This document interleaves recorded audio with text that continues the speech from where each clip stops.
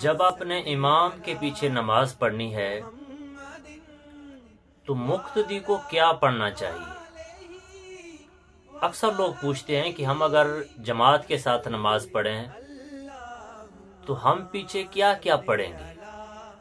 تو آئیے آج میں آپ کو گائیڈ کرتا ہوں کہ جب آپ امام کے پیچھے نماز پڑھیں گے تو کہاں کہاں آپ نے پڑھنا ہے، کیا کیا پڑھنا ہے اور کہاں کہاں آپ نے چپ رہنا ہے۔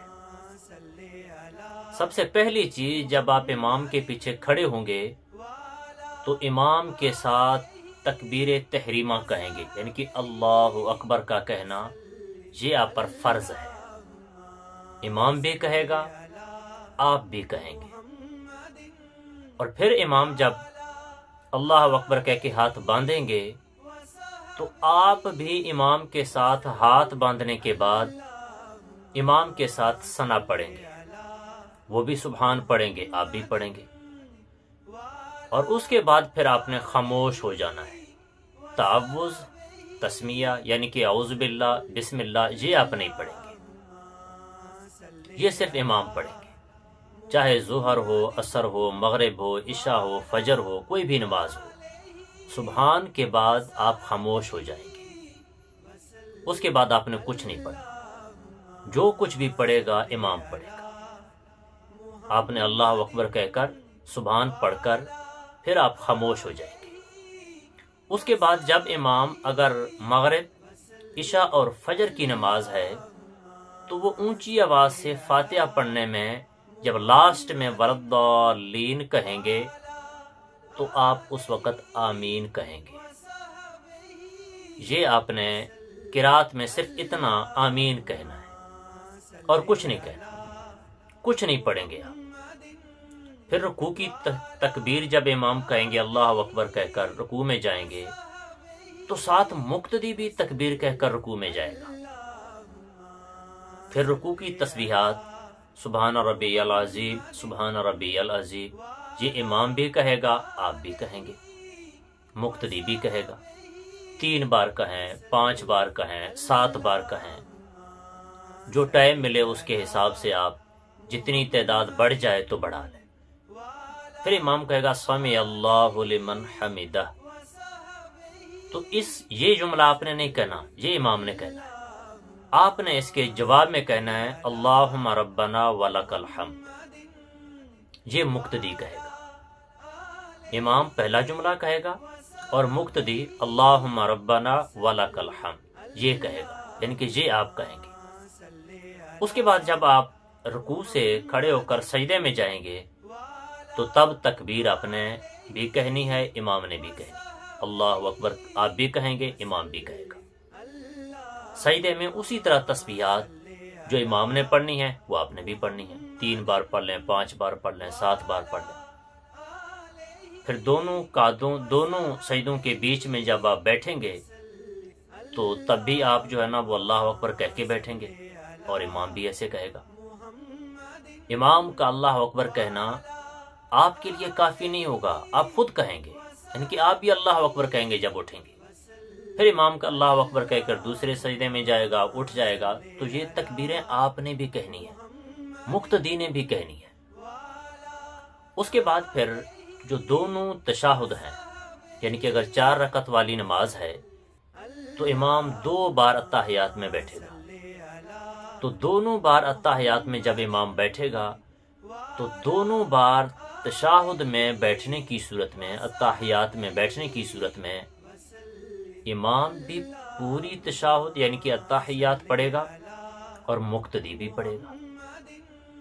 پھر آگے امام بھی درود پاک پڑھے گا اور مقتدی بھی پڑھے گا۔ آخری میں امام بھی دعا پڑھے گا، آپ بھی پڑھیں گے۔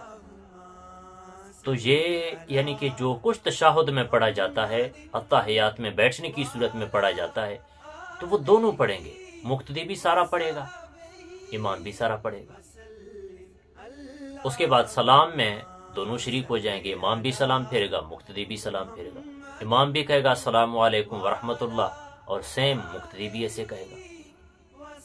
اچھا، پھر وتروں کی جماعت ہوتی ہے رمضان میں، تو رمضان میں جب باقی تو سارا کچھ ایسے کہنا ہے، جب تیسری رکعت کے لیے امام کھڑا ہو جائے گا، جتنی دیر تک وہ قرات کرے گا اتنی دیر تک آپ خاموش رہیں گے، اور جب وہ اللہ اکبر کہے گا تکبیر قنوت تو آپ بھی اللہ اکبر کہیں گے، اور یہ اللہ اکبر واجب ہے۔ اور پھر جو دعائے قنوت ہے امام وہ پڑھے گا تو ساتھ آپ بھی وہ پڑھیں گے، تو دعائے قنوت مقتدی بھی پڑھے گا اور ساتھ امام بھی پڑھے گا۔ اسی طرح عیدین کی تکبیریں ہیں وہ امام بھی کہے گا اور مقتدی بھی کہے گا۔ تو یہ وہ چیزیں ہیں خلاصتاً کہ جو امام کے پیچھے آپ کریں گے، یعنی کہ یوں سمجھیں کہ سوائے قرات کے جب کھڑے ہو کر امام فاتحہ اور سورت پڑھے گا، تعوذ اور تسمیہ پڑھے گا، اس وقت آپ خاموش ہوں گے۔ تعوذ اور تسمیہ اور اس کے ساتھ فاتحہ اور سورت یہ آپ نہیں پڑھیں گے، اور امام ولضالین کہے تو آپ آمین کہیں گے، اور اگر سمع اللہ لمن حمدہ کہے تو آپ نے اللہم ربنا ولک الحمد کہنا ہے۔ باقی ساری چیزیں آپ نے امام کے ساتھ ادا کرنی ہے۔ تکبیر جہاں کہے آپ تکبیر کہیں گے، تسبیحات رکوع میں پڑھے آپ نے پڑھنی ہے، تسبیحات سجدے میں پڑھے آپ نے پڑھنی ہے۔ جب التحیات کی صورت میں بیٹھتے ہیں تشہد میں جو امام پڑھے گا آپ نے بھی وہ سارا کچھ پڑھنا ہے۔ سلام پھیرے گا تو آپ نے بھی کہہ کر سلام پھیرنا ہے۔ تو غرض کے صرف دو چیزوں میں فرق ہے، ایک سمع اللہ لمن حمدہ امام کہے گا، آپ نے اگلا جملہ اللہم ربنا ولک الحمد کہنا ہے، اور دوسری چیز قرات ساری امام کرے گا، آپ صرف امام کے پیچھے ثنا پڑھیں گے یعنی کہ سبحان پڑھیں گے۔ وہ بھی اگر آپ آ کر شامل ہو گئے، امام مغرب عشاء اور فجر میں اونچی آواز سے قرات کر رہا ہے اور آپ آ کر شامل ہو گئے، تو تب آپ صرف اللہ اکبر کہہ کر نماز شروع کریں گے، یعنی کہ سبحان نہیں پڑھیں گے، خاموش کھڑے ہو جائیں گے۔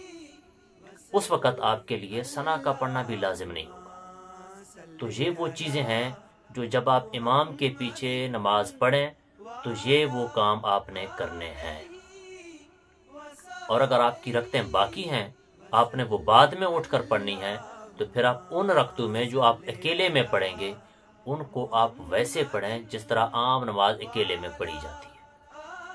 اس میں فاتحہ بھی ہے، اس میں سورت بھی ہے، اس میں جو ہے نا جو چیزیں پہلی رکعت ہے تو پہلی رکعت والی ساری چیزیں پڑھنی ہیں، ثنا بھی ہے، تعوذ بھی ہے، تسمیہ بھی ہے، فاتحہ بھی ہے، سورت بھی ہے۔ دو رکعتیں باقی ہیں تو دوسری رکعت میں تسمیہ بھی پہلے پڑھیں گے، پھر فاتحہ پڑھیں گے، پھر سورت پڑھیں گے۔ اگر تین رکعتیں رہ گئی تو تیسری رکعت میں آپ صرف فاتحہ پڑھ لیں گے۔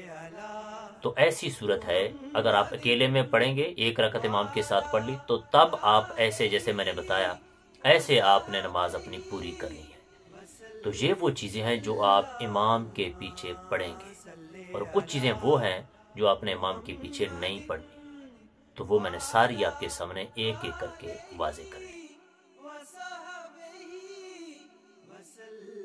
اللهم صل على